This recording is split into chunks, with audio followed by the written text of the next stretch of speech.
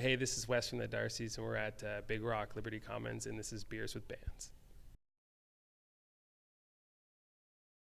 Hey Wes, thanks for joining us. Of course. So you recently, this summer, brewed a beer with Big Rock. That's true.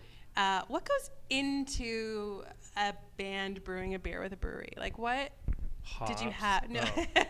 What input did you have into the brewing of this beer? So Big Rock approached us in the early last year to do the Collaboration Nation festival, and so we just kind of went through what we wanted out of a beer that our name was on and what they thought would be successful at the competition.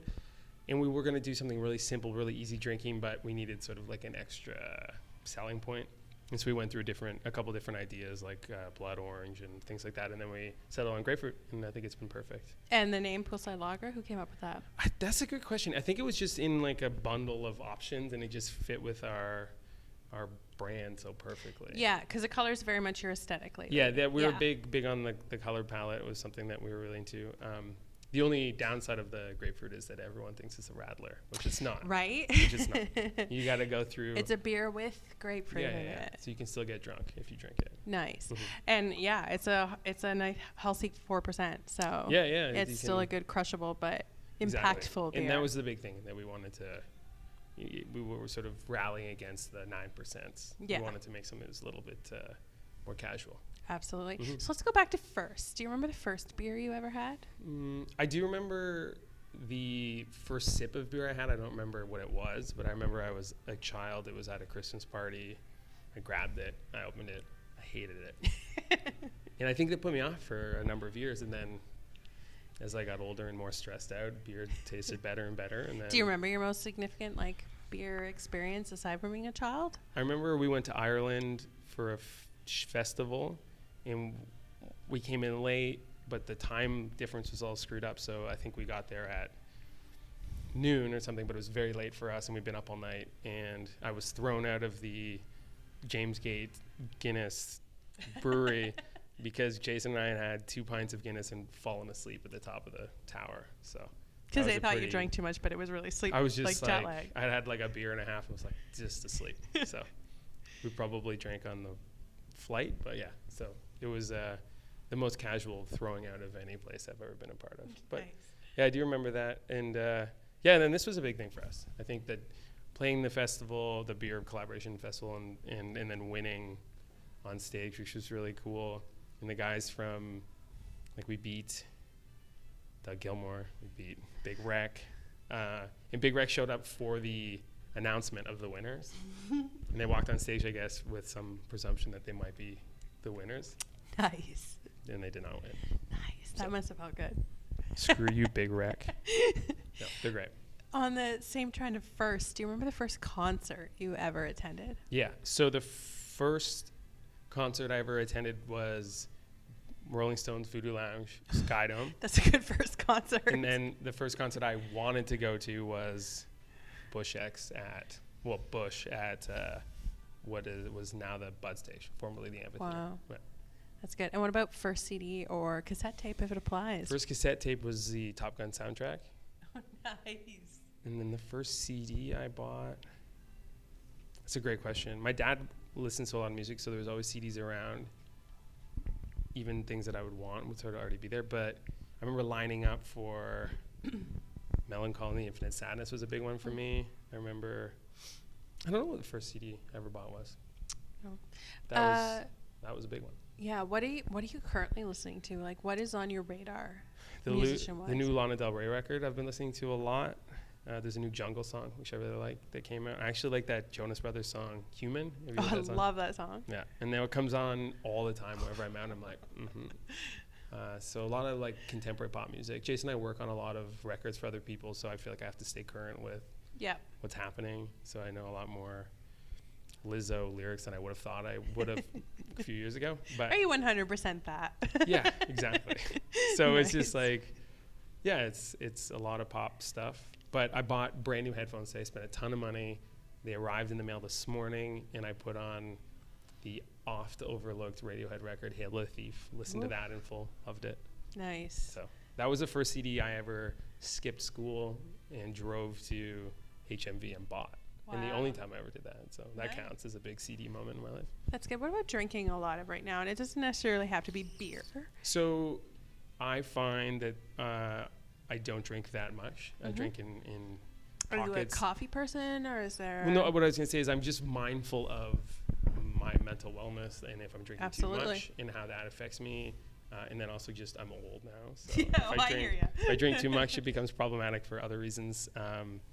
But I drink a lot of tequila soda, and I try to limit it to 2 on a night, maybe 3. I'm a very exciting person. And I love coffee, drink a lot of coffee, but also trying to limit that to 1. And then I've gotten into the half calf at 4 o'clock. If I need to, if I got stuff going on, then I could throw the half calf in there. Nice. But clearly I have control issues when it comes to eating. Nice. But yeah, it's been good. And what about, so if you had the opportunity, you're headlining your dream show, you're at like the biggest venue in the world, and you get to curate your opening acts. Who are some musicians, dead or alive, that you want to open for the Darcys in their world I would never put them in front of us in front of them in front of us. That would be unfair. I would love to play. I would love to support. Radiohead was a big one for me as a kid. I would love to play a show with Chromeo. I would love to play a show with Foster the People. I think those are great bands. I think it would be amazing to play a show with like some like One Direction or something that has just ravenous fans. I think that experience would be incredible. Would be like one, who's big right now, 21 Pilots. 21 Pilots, we actually opened for a couple before a festival in Calgary, and it was incredible. I can imagine. And I watched them sell so many red toques. Like with no branding, like just I think they just went to the dollar store and bought red toques and then sold them for like $40. But they put on an amazing show and they like had cars on fire and stuff like that. Yeah. So that would be great. I'm a big Lana Del Rey fan as of right now, but I always have been. So I'd love to do a sports show there as well. Nice. So you have this big festival. You have all these acts that are dream acts for you. Then I'm just gonna watch. You're gonna watch, but you also have the opportunity to request whatever you want on your dream rider. My rider's already my dream rider, though, because I'm at a place where I can get whatever I want on my rider. But like I don't get like deer or anything like that, like full deer. But in this question, you can. What do you want on your dream rider? Like, what are some ridiculous things on your? Is there ridiculous things on your current rider? Well, that's a tough question because yes, there is. But if I tell you, then it outs me. I think that the rider's a really important thing for the health of a band. You got to show up at a venue. You need certain things because you've been on a bus, you've been on an airplane, you've been in a SUV or whatever you're doing. You haven't eaten, and sometimes you got to jump right on stage. And so there's certain things you want just so that you don't start fighting with your bandmate. Yeah. And I'm lucky I only have one other bandmate to fight with. If I had 4 other ones, and not even because we're in a bad place, just because our, sugar levels are low or whatever. Right. So by the way, Poolside is definitely on the rider. Absolutely. Which was an Ontario thing, but hopefully will be a national thing next year. Hopefully. Which is very exciting. We have emergencies on our rider so that if we're getting sick. Yeah. We have stamped postcards on our rider so that I can send a postcard to my mom or somebody and they think I'm that's great. More caring and loving than I am because they're just right in front of me. Toothbrushes. Because I'm the king of walking out of a hotel with a toothbrush in my mouth because I'm late. And then saying something and just spitting it onto the ground because I'm an idiot. So there's a lot of those. Postcards, toothbrushes, poolside. Yeah, a lot of. That's a good trifecta. Yeah, that's alliteration. But we do have like other things, normal food items. Are you a charcuterie kind of platter person? Not a lot of meat on the rider. Towels, socks. There's socks on the rider. Socks is popular. It's a nice thing. Yeah.